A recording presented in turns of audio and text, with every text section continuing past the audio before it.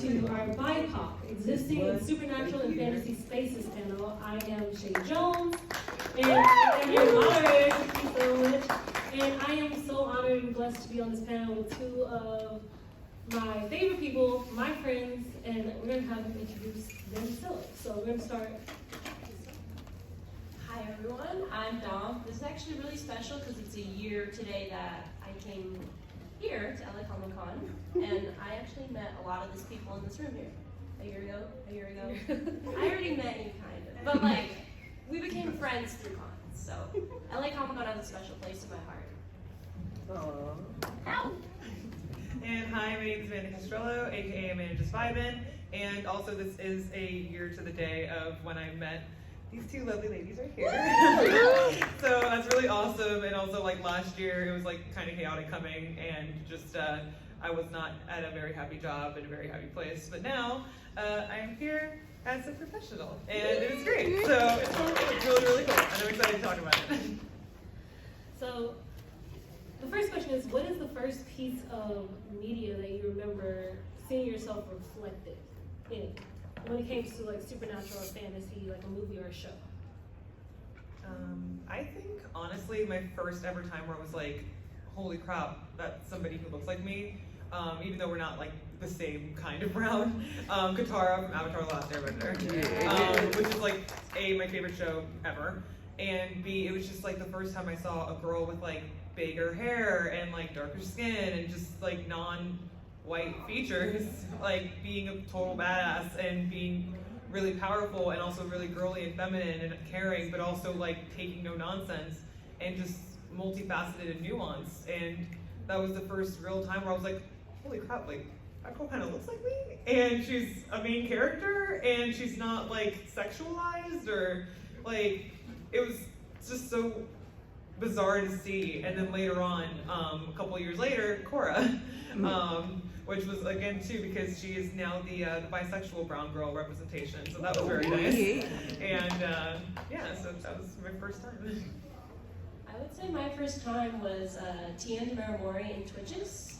I actually saw Twitches 2 before Twitches 1, so I went backwards, but still seeing them, especially having, I get them confused, but whichever one of the twins that had the curly hair, I was like, her hair's kind of like mine. That was Tamara. So seeing Tamara, it was really cool because I mean, I didn't really watch them in Sister. I watched them in Twitches a lot, and they were like black witches, and it wasn't black magic. You know the connotation of all that. It was just really nice. And being on Disney Channel, I'm a big Disney Channel kid, so seeing them, I think it like woke something, the nerdiness in me. I want to say, okay, I watch a lot of media, so bear with me. It's either Eve's Bayou was the first time I remember watching it, or it was Bianca Lawson as the Vampire Slayer in Buffy. So it's either one of the two, but either way, it was interesting, especially for Eve's Bayou alone. It's such a trailblazer in its own because it actually explored magic and voodoo and black magic in an authentic way and wasn't trying to push a bad connotation of it. Like, and I was like, oh, they look like me. That's not weird, but it was weird for me because growing up, movies and shows were my friends. Because I was a weird girl who loved movies and shows, so they were my friends. And seeing myself that way, I loved it. So that's what I mean. Who are some women or film characters that you feel are trailblazers in this space? I would definitely have to say Halle Berry. As we all know, in 2002, she was the first woman of color to win Best Actress, and to this day, she's still the only woman of color to have won that. And I watched a lot of like casting directors on TikTok, and they were saying how she tried to, go for the girl next door with like the long hair, but the moment she chopped her hair off, she got all these roles, which kind of sucked that she had to change herself, but it's Hollywood. But I would definitely say Halle Berry is a trailblazer, and who I think, and one of the many light skins I get compared to. They're like, you look like Halle Berry. I'm like, oh, it's because they're light skinned, probably. But Halle Berry definitely, to this day, still making moves. I think more of like getting into Marvel territory. Tessa Thompson, Yes. a good Afro-Latina representation, A. and be like the queer representation within the media, where it's like the intersectionality of it all, which I love, and also seeing somebody like her be able to, again, be a badass and not get fridged, or not get sidelined, or not get pushed to the side, and actually be a main contender, and be not only that, but like a king, a monarch, and somebody who people look up to, and just Tessa Thompson existing as she is, as somebody who's funny, but also can play dramatic roles, but as somebody who's like has a wonderful sense of style. It's just nice to see that people like us are finally getting recognition, and it's not, again, like being shoved to the side, or being like the side character, or being just the one that dies first. It's just awesome. Okay, I was going to say Rachel True, because I also love the craft, and she's also the first witch that I just remember seeing. But I also just want to say I also think Journey Smollett, because for her career trajectory, and now she's a part of DC, she's a Black Canary, and she's like just proof of what it means to persevere, no matter what people are trying to tell you you're going to be in this industry. If you just keep working at it, you love your craft, you can make it happen. I think I do my kind too, Zendaya as well. Oh yeah. Especially since when she was trying to get dressed by designers, they were just like, oh, you're too urban for this, or you're too this for that. And she kind of kicked the door down. Now she's one of the most fashionable women in Hollywood, and also she's the new MJ for the new generation, so yeah. Take that. And we all know how important representation media is because of the real world applications. What are some things you'd like to see more of to happen in spaces that we're trying to normalize? Like our being BIPOC, being in this media should be normalized. It shouldn't be an exception. So what do you guys want to see moving forward as obviously because media keeps changing, it will continue to change. I want to see more BIPOC vampires. Same. I freaking love vampires, and I recently binged all 3 times that I binged it. Interview with the Vampire 2022, and they changed. Yes, I love it. Yes, I freaking love it so much. And one of the biggest things I talked about on my page before this even came out was the fact that like we barely ever saw BIPOC immortal creatures, BIPOC vampires, BIPOC like things like that can transcend time and history. And I think the reason why is because when you have an immortal creature who can never die, who is unending, who will go through decades and hundreds of years and thousands of years even, you're gonna have to touch upon and unpack what that means when you're a person of color. Because you can't have your tragic former Confederate white boy anymore. Right. When you have Black vampires. Like, you can't have that. I'll say Jasper. Just say, I will say it out loud, Jasper Cullen. Sorry, Jasper Hale, whatever his name is. But like you'll have to unpack all of those things and like what it means to be a person of color moving through all these different phases of history. And one thing that I loved especially, and it's just a small little detail in that series, where Claudia, who also was cast as a Black woman, or a Black girl in this case, she was wrapping her hair at night. And it's just like nice to see where like a girl with textured hair, not just like throwing it up and just not, and taking care of it as if she was not a person of color, but she was like wrapping it up and she was taking care of it, and she was wearing different hairstyles for her texture, and it was just nice to see through the years and through the decades in which she was alive, like not a shitty wig or like a weird like hairstyle that was just completely straight or completely flat. Like she was able to wear her natural texture and then go to bed and take care of it in that way. Granted, she was going into a coffin, but I mean, you gotta look at honestly. But you still got to wake up flawless, you know? And it was just nice to see. So yeah, in conclusion, more BIPOC immortal creatures, especially vampires. Yes. Well, that's my personal opinion, Amanda said, but I want to see, it's all the acting training they did 2 years stage, and it was just Shakespeare after Shakespeare, and it's like, okay, but I don't know what movie adaptation is, but it's the one with Denzel Washington. And I was automatically like, I want to watch that. So I want more Shakespeare with a BIPOC cast, more, I'm very new to fantasy. I'm not very new to Shakespeare, but new to like fantasy stuff. The movie that comes to mind is like Avalon High on Disney Channel. Oh, yeah. We were talking about that. And with the new Willow series, there are some BIPOC in there, but I'm just watching like, wouldn't this be so much better with an all BIPOC cast? So I just want more. I want more BIPOC fairies, witches, like Renaissance. Like, give me. You've seen Romeo and Juliet 1,000 times. Like, give me a black Romeo, black Juliet, so that it's not like, oh, it's a black and a white. And then we've seen that trope so many times. It'd be different. It'd be so interesting to see like a class dynamic, like an upper class black family, and then like a lower class or middle class. There's so many, but that will definitely get me more into Shakespeare, because Shakespeare, they're always reinventing it, but I'm like, when are we gonna start having people of color in these spaces? I think the closest is Star-Crossed. If anybody remembers that on Yes. CW with Latasha before she came into Marvel, like that was one of the beginnings. For me, I want to see more BIPOC queer stories. Yes. I don't know if anybody has seen First Kill on Netflix. Can I just say I'm so upset? I want to rage. Like, especially because we had a dark-skinned black woman, and it wasn't the trope of angry black woman. She was strong, but she was also vulnerable, and all those little things. And being queer is such an important thing that people always try to make us feel bad about. And we need more stories to let people know it's okay. And I want to see more of that too, like those characters, those relationships.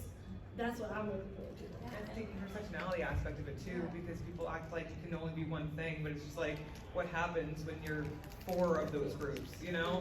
Like, what happens when you're a woman of color? What happens when you're also queer? What happens when you're also Latina? What happens then? Like, you basically have to cherry pick, like, oh, which representation can I get today? Like, you can't normally get it all in one package.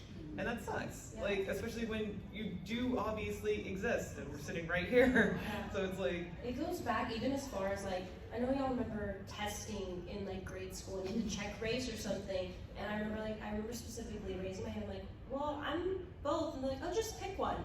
I'm like, that's like telling me to pick a parent, telling me to, it's a weird thing, and yeah, we exist, and a lot of us fall under many different categories, like, so what happens then? And everybody thinks it's this big thing that it has to be, but it can be so casual. I'm not gonna name drop the show because it's relatively new, but they did something queer, and it wasn't in the news, it wasn't in the headlines. We were talking about this, and I was like, it's so interesting how people like to pick and choose, like, this is the first openly gay character, when it's just like, queer people just exist, BIPOC people just exist. Like, why is it, oh, that's a gay character? It's like, they're a character and they happen to be queer, or they're a character and I happen to be black. Why does it have to be, oh, I'm a black super, I'm a black witch? Like, oh, they're a witch and they happen to be black. We stress this. I want to get to that point where, yes, it's monumentous and we all have to have like the first this, the first that, but I want it to just turn on the TV and it's not like, okay, I'm going to count how many people look like me on the screen or during the live theater. I just want it to be like, oh, it's not a shock value seeing a cast that looks like me. it's not like it's like, we're not novelties. Exactly. Like, we're not, We're not the exception. yeah, we're not tokens, especially since like, you literally have 3 of us in one panel. Like, it's not like we're rare, so it's just, why are you acting like it's a rare bird, you know? But if y'all need people, I got a whole group of friends. Have you ever seen an art table in like middle school or high school? Yeah, none of them are straight. I know. Like, going into the racial part, because like the rise of racial discourse, specifically for BIPOC characters, just like existing in like Game of Thrones, Star Wars, Percy Jackson, why do you guys think seeing us in these forms of fantasy spaces, and I'm trying not to use the word trigger because it just upsets a certain group of people so much. Like, that's how I'm phrasing it, and that's where we're gonna go, okay, people? I think it's, I'm like, well, I would always say it goes back to implicit bias that we all have, and that we all have to actively unlearn. Because I, even as an Afro-Latina woman, I have them with all types of groups, because that's what has been fed to us. We don't even realize, and it's checking. I always say it starts in the home. You know, whether you have a platform or not, you don't have to go out and post everything. It starts within the home. So just checking those family members, your guardians, everybody in your life. that's just so easy, you know, those little microaggression comments when you're watching stuff that you see, and then, you know, inside you're like, I probably shouldn't have said that. Check those people. I cannot tell you how many family gatherings I'm the queer cousin that checks everybody. I'm like, actually, that's wrong, and here's why. It doesn't have to be a fight. And then at that point, if they don't want to listen, then at least you've done your part. I think it all starts with getting rid of the implicit bias that we don't even realize we have. Me and Danielle always talk about how everything goes back to slavery and anti-Semitism, and we have to start breaking down that and unpacking that, and I think that's how we can get rid of the making people upset, because we all just exist, and yeah. Definitely. And one of the biggest things too is because, again, the way that we have been like socialized and the way the society is built, a lot of people mentally default to whiteness. And I made a video recently about it, how when the Hunger Games came out, like so many people got up in arms about Ruth's casting, even though she literally was black in the books. And how some people were like, why was Cinna cast as Lenny Kravitz? And it's like, his race was never even explicitly mentioned in the books. He was just mentioned to have brown hair and green eyes.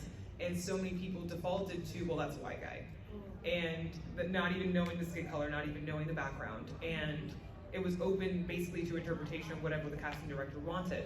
And I made a video about that where it's like people often default to when there's a main character, when there's a prominent character, when there's a character of significance, they will mentally default to white, even if the character themselves isn't white, such as in the case of Rue. And unfortunately, because of how society is built, I've even done that before, where when I was a kid, and when everyone's around you, and media, you look at media and nobody looks like you, and the only person who looks like you is the side character, or the best friend, or the person who dies first.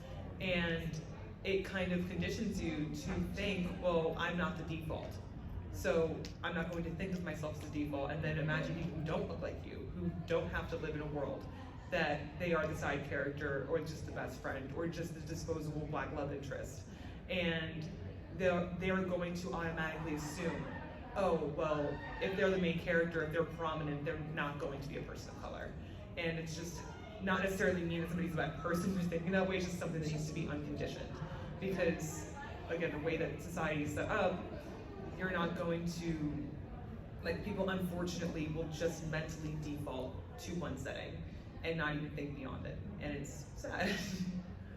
And I think for, as people of color, BIPOC people, we've learned to assimilate to media because we kind of didn't have a choice. And we had to find ways to relate to things even when the people didn't look like us. And I think on the other side of that, they never had to discover how to assimilate. Nope. And because they never had to discover or try to learn to assimilate, that's what all this uproar is. And you know, as if like if they're not there, if they're not the majority, then what are they? Well, aren't you doing the same thing to BIPOC people? When you don't want us to be in the majority, you want us to keep feeling like we're less underrepresented. It also goes back to also who is behind the scenes as well as in front of the camera.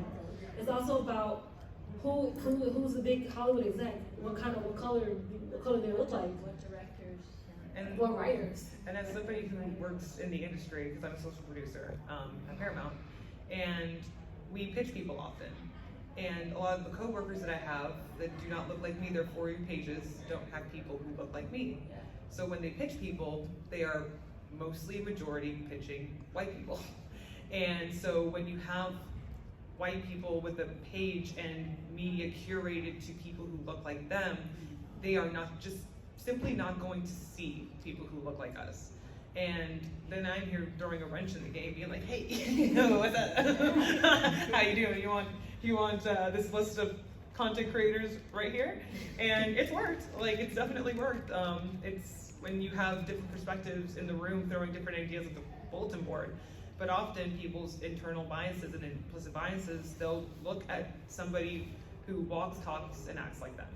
And they won't look beyond it. And then when you have people in positions of power, people in positions of privilege, people who are running these companies, who are running these studios, and they all look one way, who do you think they're going to hire? Who do you think they're going to pay more? Who do you think they're going to prioritize? And it all boils back down to just not looking outside of yourself. And again, like you said, like they never really had to, because when you look at the screen and everyone looks like you don't have to struggle to find any semblance of relatability. Because I'm telling you right now, if I couldn't stand watching things about people who didn't look and act like me, I would never like anything.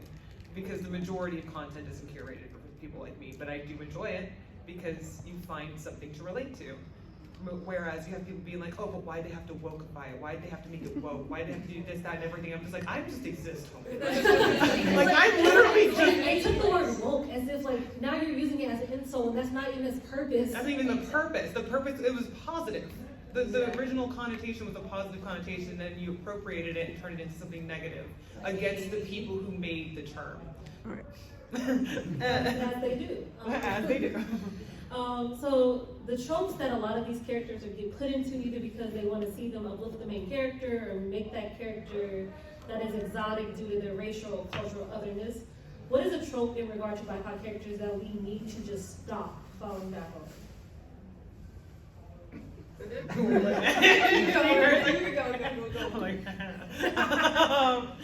But I have two.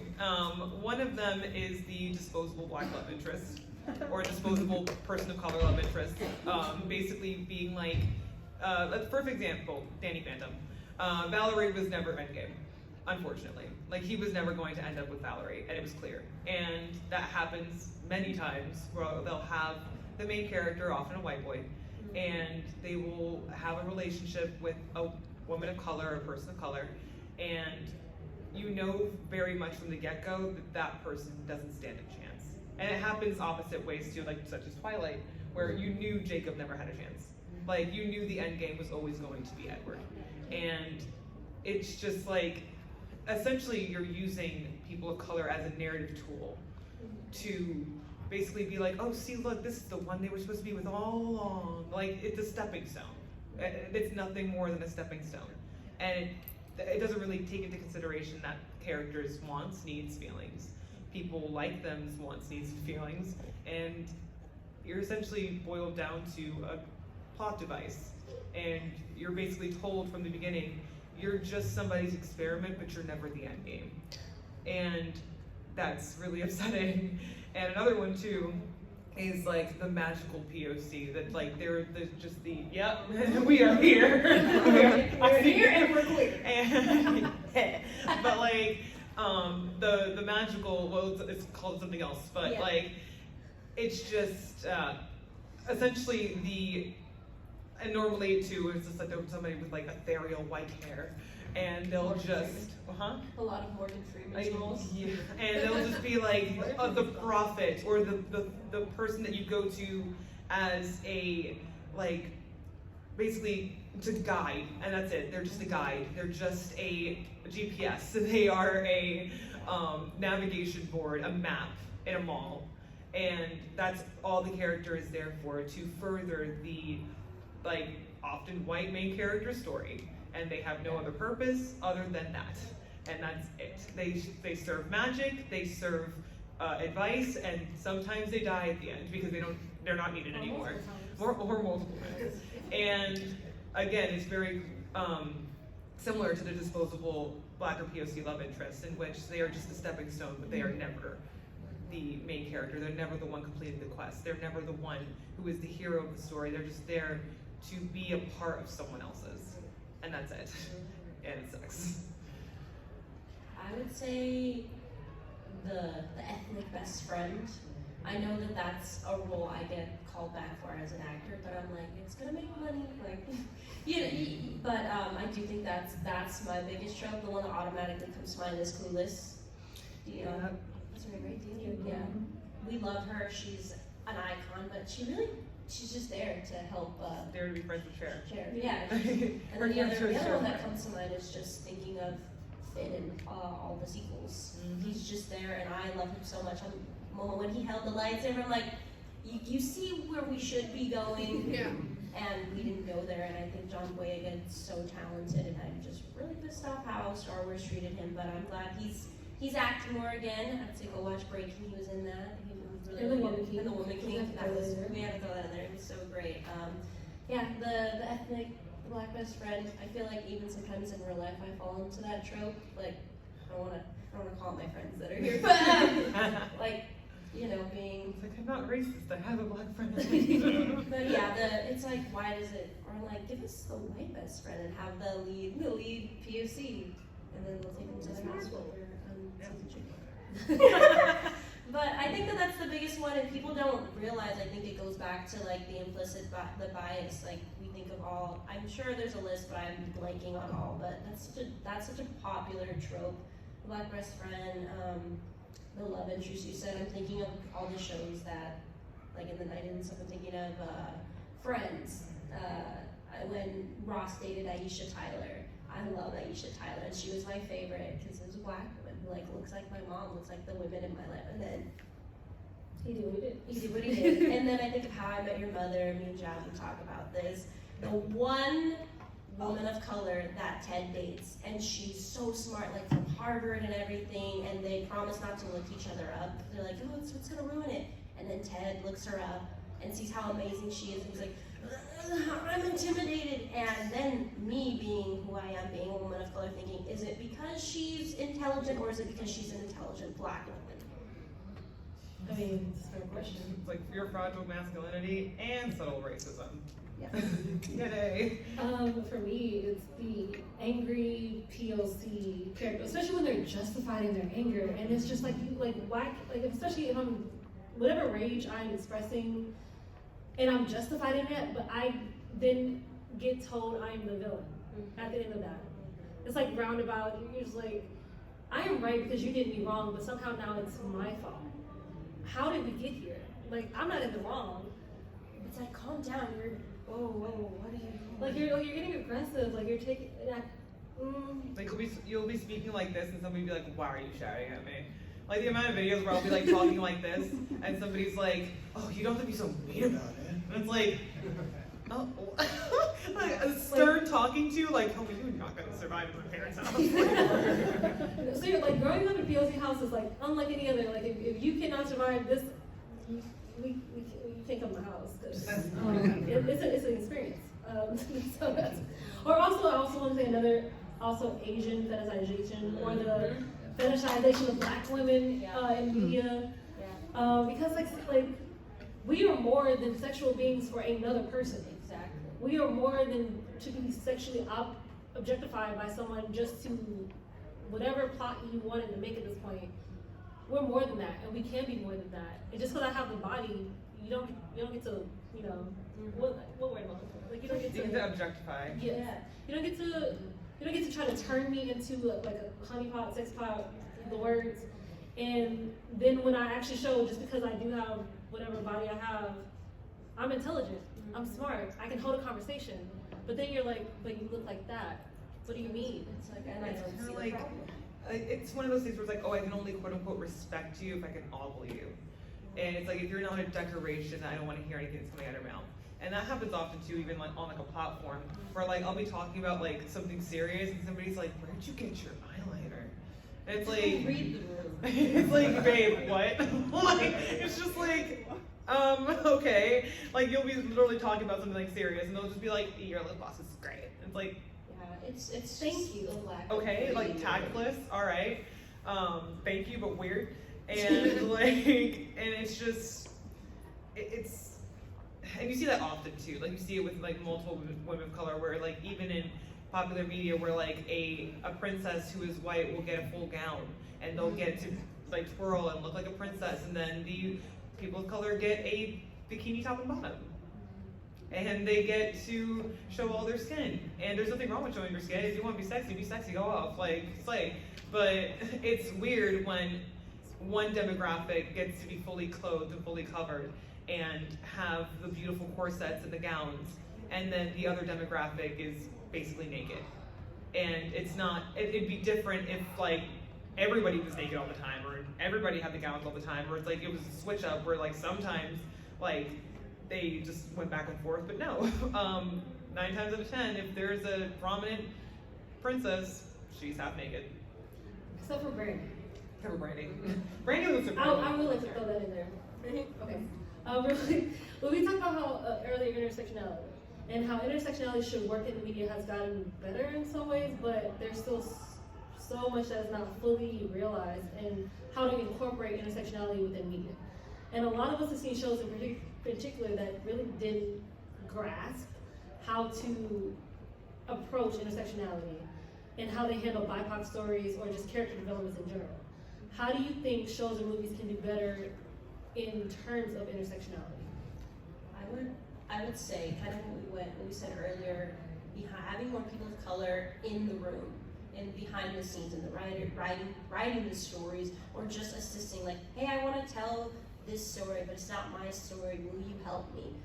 Like, if I want to tell a story about Amanda, I know Amanda, like, we're friends, but how could I not think to consult Amanda when I'm telling her story? It's if you're interested in telling stories that aren't your stories, listen to the people whose stories they are, because nobody's gonna tell it better than the source itself.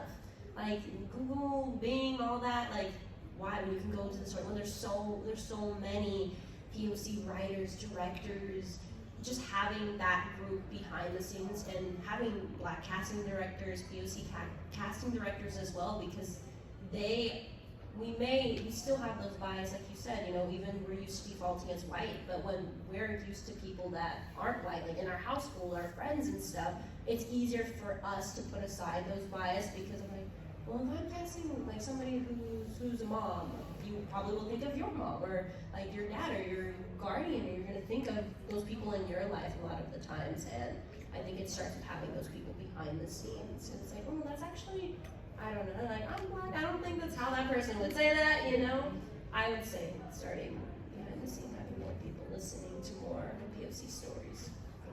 Yeah, and I definitely agree. You can really tell, even like down to like the styling department, the scripts to certain TV shows, to certain movies, which ones had POC behind the scenes and which ones didn't. You can spot a poorly laid wig from a mile away. And like, you can tell when somebody wrote something in a script that was highly insensitive and they had nobody vetting them, and nobody's being like, hey, that's really offensive for that kind of character, you might not want to say that. But since the writer's room is basically a mirror, and they all look like each other, and then the casting directors all look like each other, and the directors and the producers all look like each other, they say, oh, look, see, we did it, we have a representation here. And then the character has no substance other than being somebody's best friend, somebody's disposable love interest, somebody's mentor who dies later. Like, it's just, it definitely does start behind the scenes. Again, I work in the industry, and you see it in rooms where, like, when you look at a list of people and none of them look, sound, or act like you, because the people who are picking them do not look, sound, or act like you. And then there's initiatives to be like, oh, well, we need more representation, but they won't hire more representation. They will be like, oh, we need more this, that, and everything, but they won't consult anyone. They won't do their research. They won't actually bring people in who know what they're talking about. And sometimes they do, and a lot of times they do. And like, but still, there's so much work to do even in 2022. Definitely. I did think, like you said, like also who's behind marketing. Like, also, you need more POC marketing teams when you're marketing shows to actually drive it for like people who look like us who are going to want to see it. Like, I think the perfect example of that is like Everything Everywhere All at Once. Like, it only did 60 theaters, but somehow everyone got into it and discovered this masterpiece of cinema. And like, I don't remember who told me about it. I just remember just like, oh, this looks very interesting. I'm gonna check it out. My mind was blown.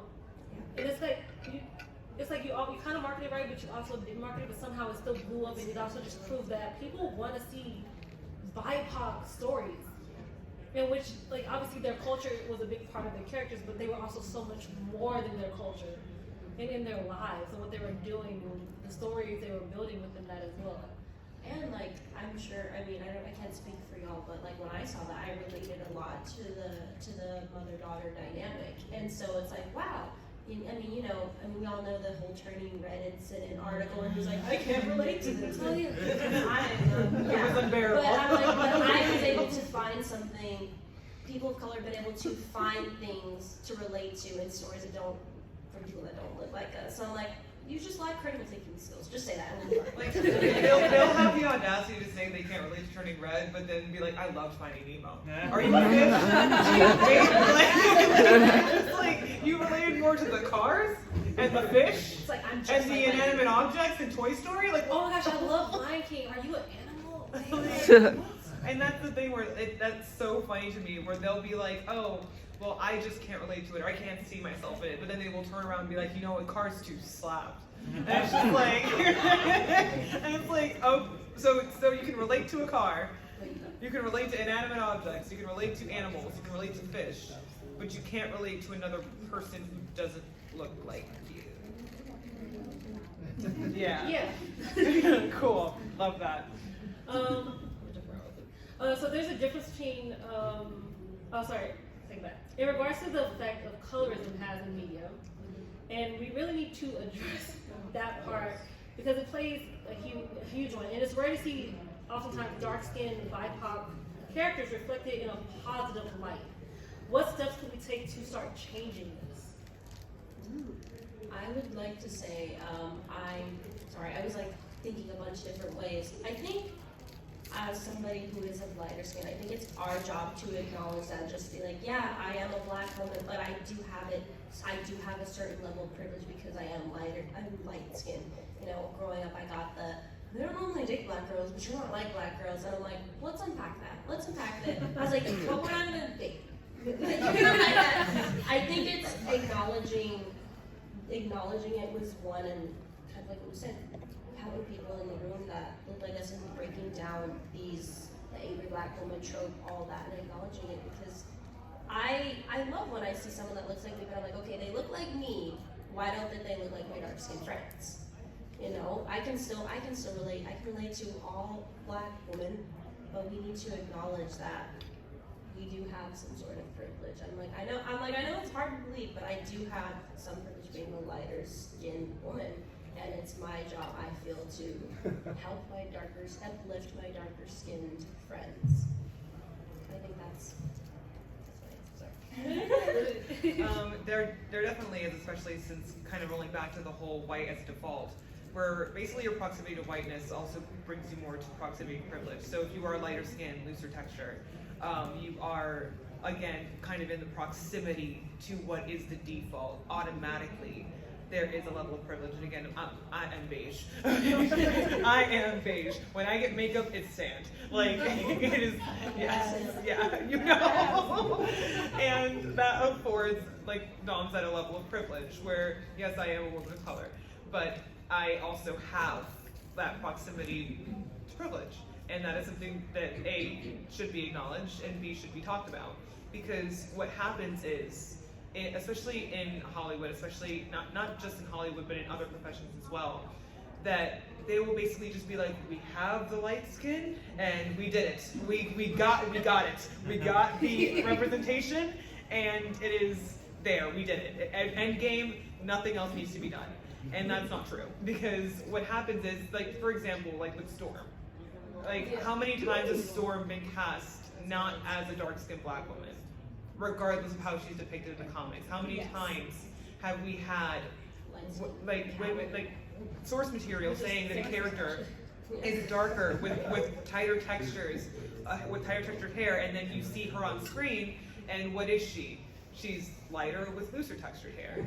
And it's kind of just like the automatic whitewashing, even though they're just like, oh, we did a person of color, yeah, but you did it at the expense of representing someone else, and that's also not okay. Same thing goes for like Asian representation and Latina representation. Southeast Asian representation. So often there's so much colorism, the fact that it will always go with the lighter person, even if in the source material they are a darker skinned person. Yeah. And they'll make the excuse of, well, they are this thing, so what are you saying?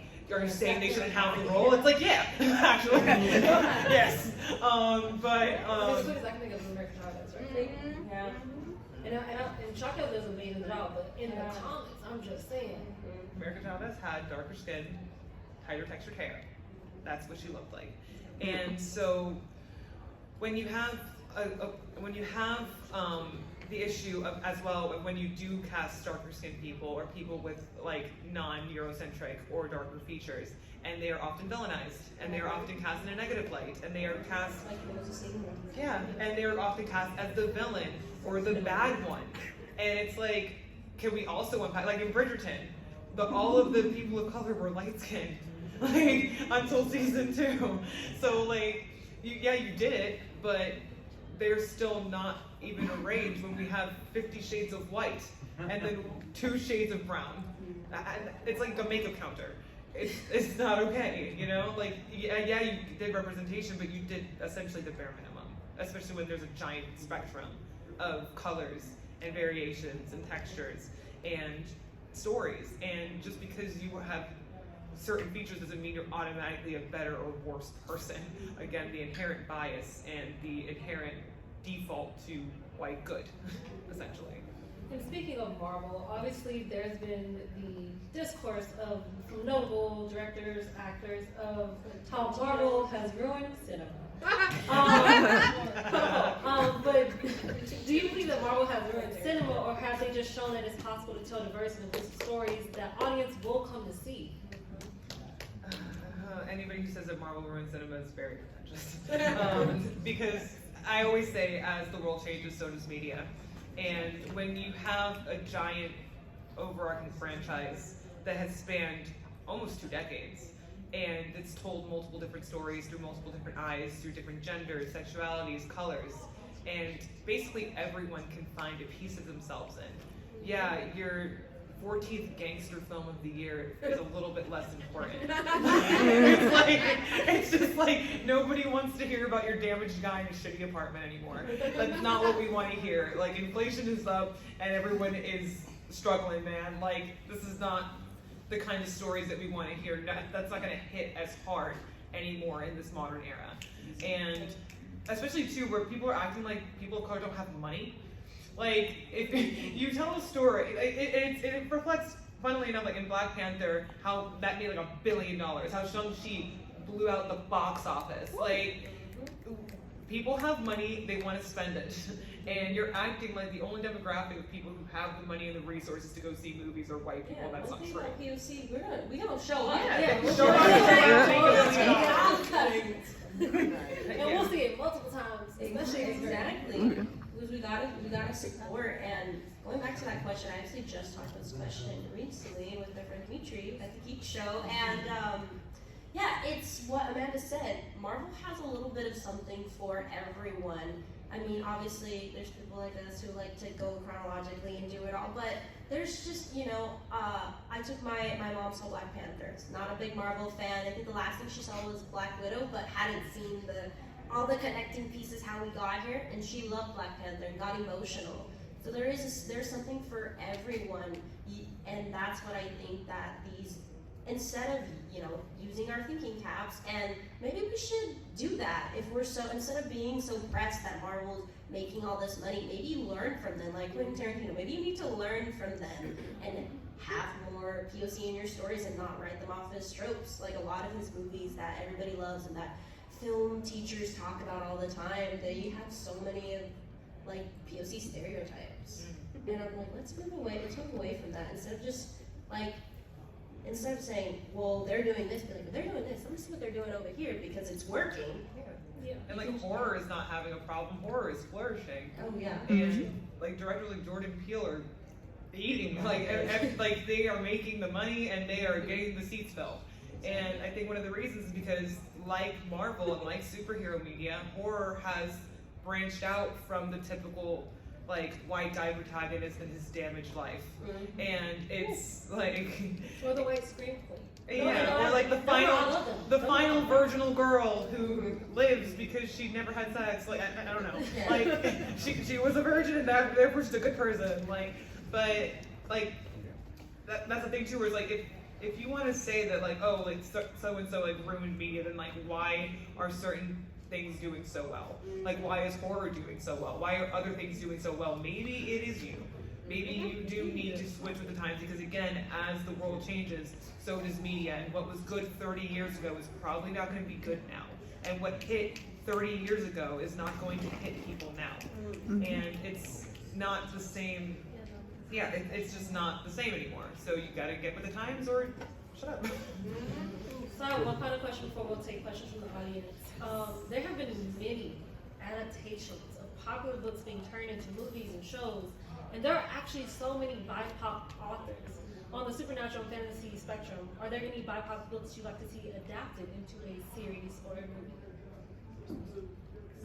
I'll be honest, I don't read much. So when I saw this question, I kind of freaked out because I was like, I don't read much. So if y'all have author recommendations, DM me them because I need to start listening to audiobooks. Yes, go, you go, Chae. I'm not gonna do this. Okay. I feel like you should take over that question. So Legendborn series by Tracy Dion. Like the second one, Bloodmark just came out.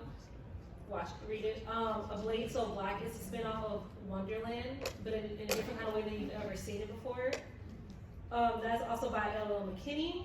And The Poisoned Heart by Kayla, I'm gonna say the last name wrong, Bayron. Now I said it right, cool.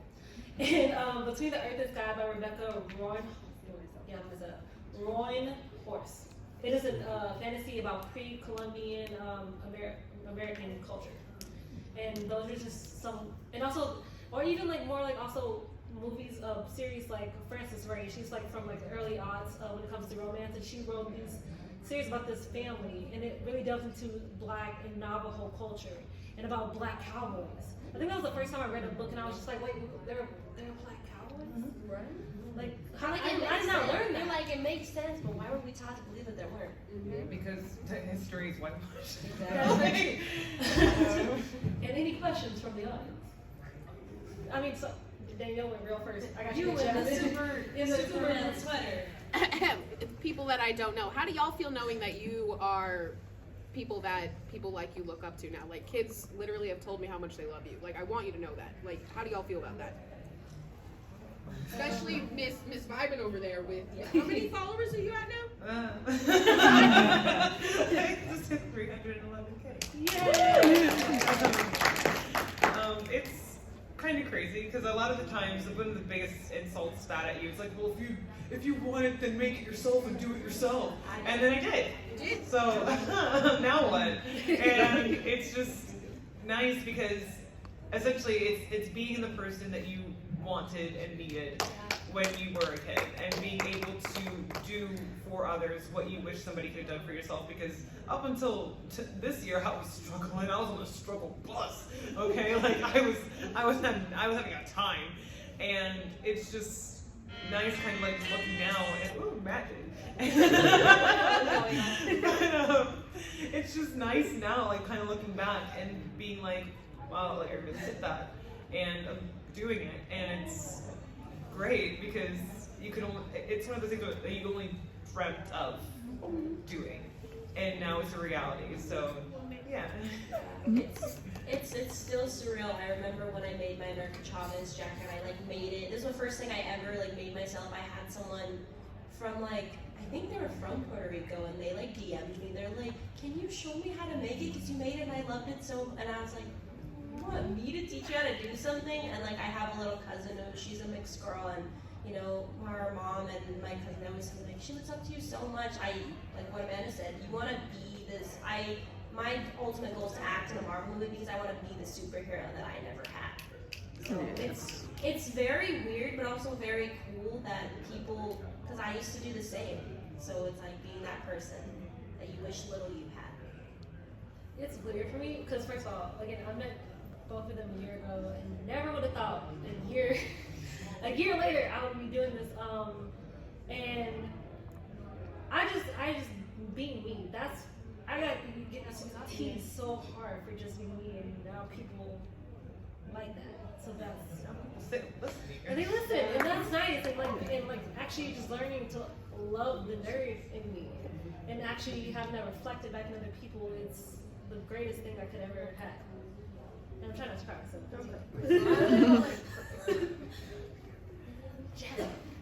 I have twofold questions. So one, I want to go back to your question of what I think it was literature you'd like to see. First of all, there's so much literature out there that does not matter what your skin color is, because ACOTAR absolutely does not matter what you are. I want to see myself as Farrah. Number one. Just, if you know, you know. That's number one. There's so much literature out there that does not define itself by what you look like, so we can be the heroines that we see ourselves as. Point blank, period. My second and actual question is completely unfair, and it is. And when you hear it, you'll understand. What is it that you're doing now, or that you're trying to do, or that you wish you could do with your platforms, with everything that you are, to help perpetuate us as POCs, as Black women, as queer women, as whatever you define yourself as? What are you doing to perpetuate yourselves in the future? I would say what I'm doing, one is always posting my friends of color, different gender, sexualities, all of that. My thing is, if you're a person of color, you automatically have my attention. And just bringing these people, I'm fortunate to go to a lot of events, and bringing people who look like me or don't. Like when I was fortunate to go to Miss Marvel, I said, I need a Pakistani and Muslim creator to go with me. Like it just felt like, inside it felt weird to not have somebody. Good for that. Because then I would turn to her and I'd be like, was that accurate? Did they do a good job? I'm like, yeah, they look. So it also let me know too, like, to see good representation too. So somebody who's educated on it help educate me. And I always say, how do I expect people to fight for me when I won't fight for them? So I will help you fight your battles, whatever that means. If you need me to go to protests, you need me to repost stuff, you need me to, hey, we don't like this person because they're this. Let me know, and I will go tell my people to not like this person because they're this. And it's just like leaving the door open. Like, don't shut it because you had your cake and now you get to eat it by yourself at a table. Like, the point is not to be the only one. The point is to make it so that you're not the only one. Because there's nothing more fun than, nothing less fun than looking around and seeing nobody who looks like you. And again, I want to apologize because this is an incredibly unfair question, because this is not a question that would be asked to anyone who was white or anyone who was Black. This is truly a POC question of what are we doing, and it's not fair. It should be a question that's asked to, because there's so many people, like Amanda said, they got their cake and they're not worried about, because they've never had to think like, well, the door's always been open for me. Oh, I didn't know that I should be holding the door open. You know, if your POC friends aren't getting these invites, aren't getting these, pitch them, bring them, because I've been fortunate to get so many things because Amanda's brought me. And like now, because she's brought me and opened that door for me, I can open the door, and it's just a chain reaction. We just keep opening the doors for each other, so then the rooms look like this. You don't lose anything from helping other people. Like, also, we forget to be humble, and no matter what type of following we gain or what we have. I think also just remember to stay humble, because there's so much. We should not be each other's downfall. Mm-hmm. We should not be that brick that's going to get thrown at another POC.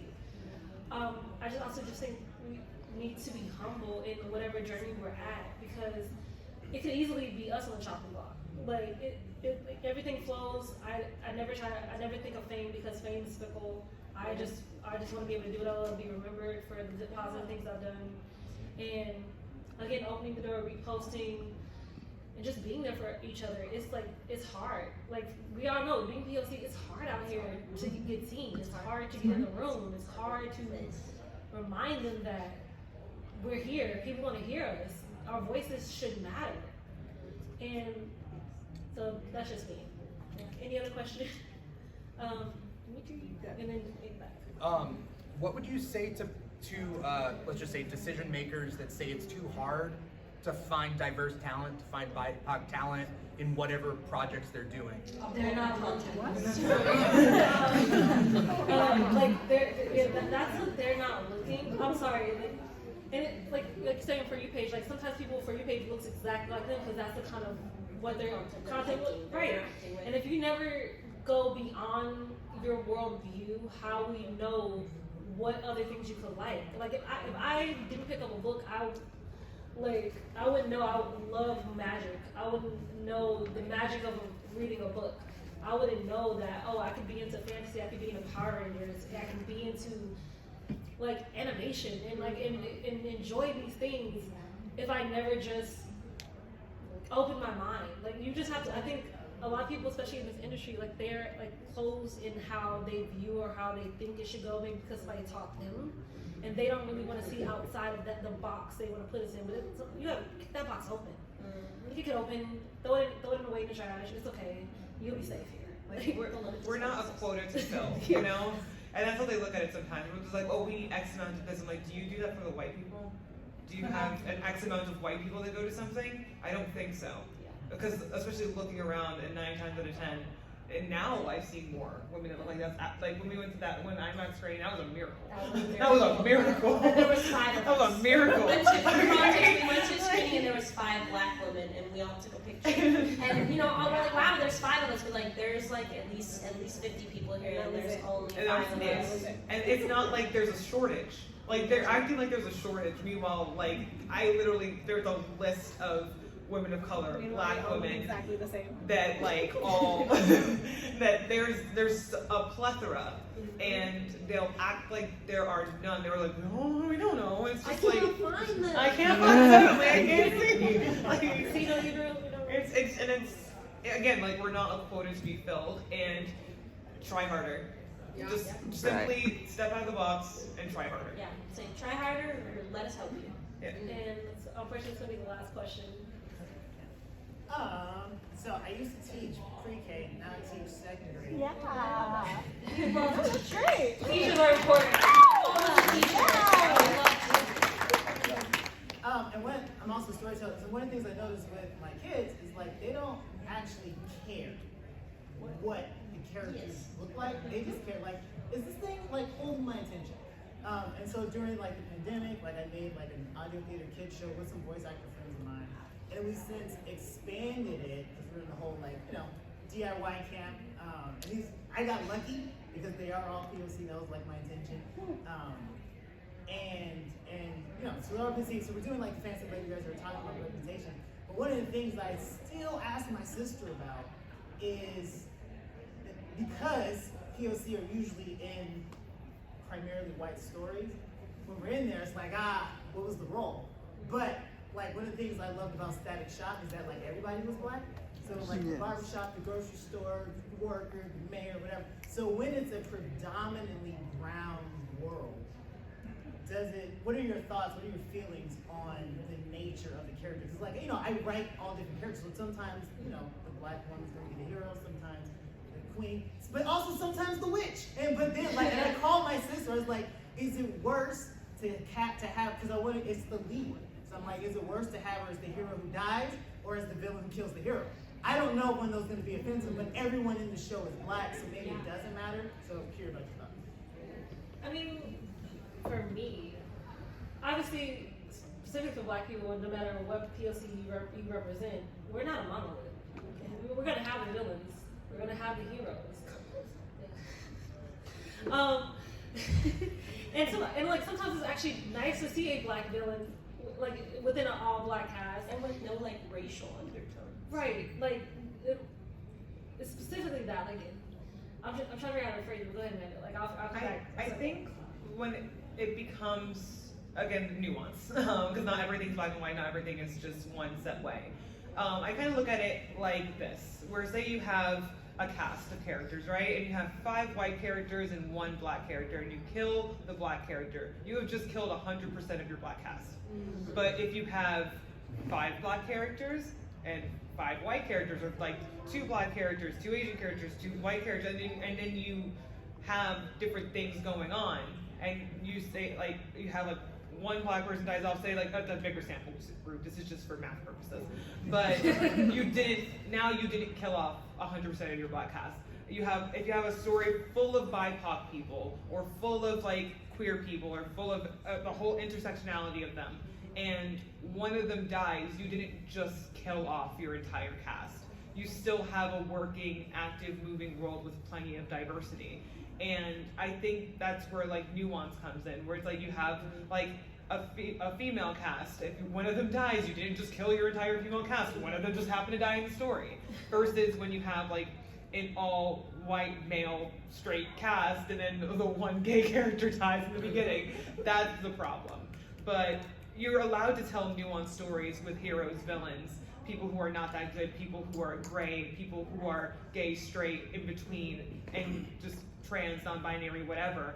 But as long as they are not the only one, I think that's when it becomes the problem. Yeah. When you have a fully diverse cast, yeah, if you have an all-black story and you have an all-black horror movie or an all-black like fantasy, and one of the elves dies, that's not racist. They just happen to die. Yeah. Like that, but it becomes a problem when that would have been the only one. You know, but again, we're not a monolith. You're gonna have your bad guys or good guys.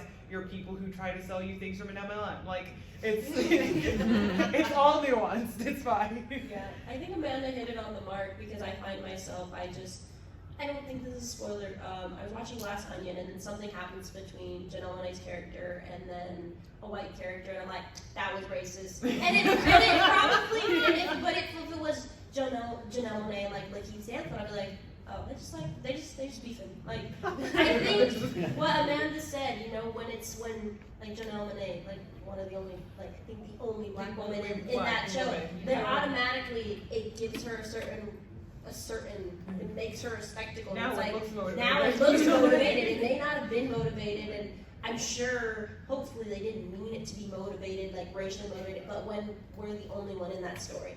But yeah, if we're in stories and it's other people, like in Wakanda Forever, I didn't normally, if Namor was white, if he was Namor, I would have been like, that's a hate crime right there. But I'm like, Neymar. That's Namor.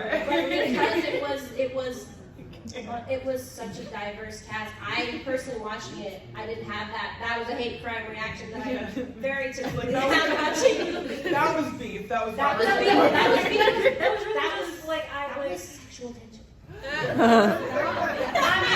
I know y'all were thinking that.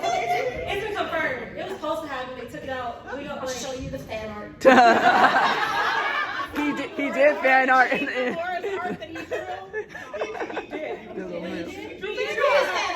He drew it. Oh, that's true. Oh, wait. He was like, I'm busy. I don't know if another panel's supposed to be after this. So, like, there's another panel, right? At 4:30? I think we're gonna. Okay, cool. So, I mean, we can keep going till they get. Oh, you have a question? Okay, we'll keep going till it tells us to leave. Go ahead.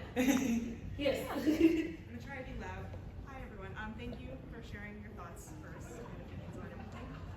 So as like a black queer person who exists, I often find myself kind of clinging to like every crumb of representation in media that I can find. And so sometimes I find myself falling into the trap of like representation versus like tokenism. So my question is like, how do you draw the line, or do you have like good examples of like one versus the other, and like how you really differentiate between those two? I mean, I watch a lot of media, and sometimes I can recognize when it's token, and sometimes when it is about representation, but sometimes it's hard, because I do like to enjoy it, because things I'm really passionate about, I would dissect, and things I'm here just to enjoy, I'll let it ride. And that's how I do the distinction. When it comes to whatever I'm critiquing and I'm really passionate about it, I will be critiquing, and I'll have to consciously decide, was that good representation, or was it just being a token? And then I have to figure out how to separate that when it comes to just enjoying media too, because I can't always go into something, and it really is hard to like just enjoy media for what it is, even with all its faults, just to enjoy it. And that's just me. And I think one of the things too, it's like, I think the difference between a token and like genuine representations, like, is that character actually a person, or are they just a plot device? Because like, there's a difference. Yeah, like, are they an active, autonomous human being with their own like hopes, dreams, fears, and wants and goals, or are they just there to be so and so's friend, so and so's girlfriend, so and so's neighbor, and do they just exist to be see there, we did it, person of color, we got it, and everybody close up shop? Like, do they just exist to be that, or do they have autonomy? And I think it's very clear very quickly which is which. And I think sometimes too, even when they do try to make it look like, oh, like we did make them fully like realized character. And oftentimes, instead of having the character move away, they'll kill them off for no reason. Even though it has no bearing on the story. They did that in Ghost Whisperer. And oh yeah, we're still pissed. and I'm still mad. Yep. Almost 20 years later. And Just like, oh yeah, I was on a plane. I don't know how I got here. Like, what you I'm still salty. Yeah. And and I think it becomes very clear very quickly, like, is this character a person, or do they just exist so the creator could say, look, I added a black person?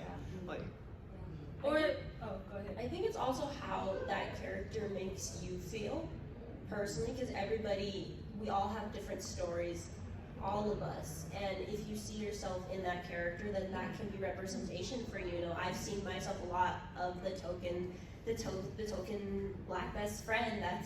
I'm like, am I just here to further your story? Do I have substance here? So I also think it goes to what makes you feel represented too, and not feeling bad. It's like, when people don't like this, but I like it, and it feels close to my story. So I think the people that don't like it are also not us. Yeah. The people that call them a token, or the people that say, oh, it's just forced representation. Do they look like us? Exactly. Like, they don't. It also brings up, are they villain coded? Like, are the POCs being villain coded just to be villain coded when they're actually truly not the villain in the story to begin with? They're just made to appear as if they're the villain constantly. I was gonna say Wednesday, just because that's just more recent in my head. But Oh, we won't spoil it. we won't let it ride. However, I will say this: I know he the bad guy, but if you ain't bringing that level of romanticizing for your whatever relationship is, I don't want it. I'm sorry. That was beautiful. Like, we all know that scene I'm talking about. He knew his audience. He knew the person he was going for, and even if he was the bad guy, that was beautiful. I'm gonna have to watch this. Hear me out. Hear me out. Just Oh my god. go with me on the journey. I think.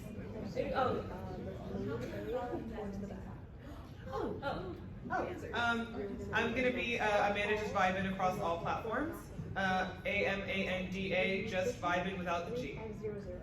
And I'm a spoonful of Chae. That is a spoonful with one L and CHAE. And then I am, it's my first name, Kayla Dom Soto, across all platforms, KAYLADSOTO. Thank you guys so much for joining this panel. And I hope you enriched your lives today. And again, I'm just blessed to be here with these ladies, with everybody out here who can't see it. I love you guys so much.